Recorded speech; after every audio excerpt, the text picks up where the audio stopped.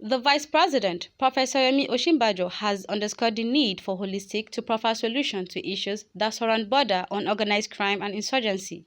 Osinbajo, represented by National Security Advisor Major General Babagana Monguno, made this known in Abuja at the international conference with the theme Insurgency and Counterinsurgency in Nigeria, Critical Perspectives on Boko Haram, organized by Nigerian Foundation for the Support of Victims of Terrorism, Victim Support Fund, and Nigerian Defense Academy. The insurgency in the Northeast has lasted a decade, and this unfortunate milestone invites us to reflect deeply upon the remote and immediate causes of a conflict that has devastated the region, spread into neighboring countries, and created one of the world's worst humanitarian crises.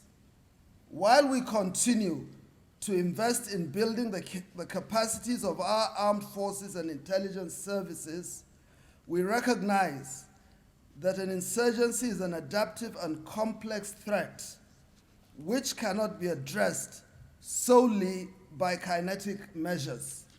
This comprehensive approach calls for the harmonization of combat imperatives with those of humanitarian operations, the conduct of military security, and law enforcement institutions must exhibit sensitivity to the peculiarities of the local environment. The strength of our military must be blended with the resilience of local communities. In an era in which warfare is increasingly waged by non-state actors, the chairman, VSF, Lieutenant General Theophilus Danjuma, retired, represented by Vice Chairman VSF, Mr. Tijani Tumsa, said measures had been put in place to engage researchers in studies on counterinsurgency as a way forward. This involved the recapture of areas that had hitherto been under the control of Boko Haram, the restoration of lives in communities that had been affected by the insurgency, and building the resilience of citizens against Boko Haram.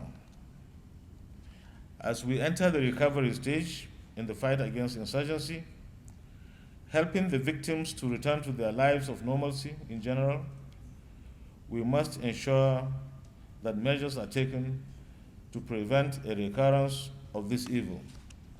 In a separate interview, General Martin Luther Agwe, the former Chief of Army Staff, had this to say. What we need to do is collectively find a solution to what has been happening.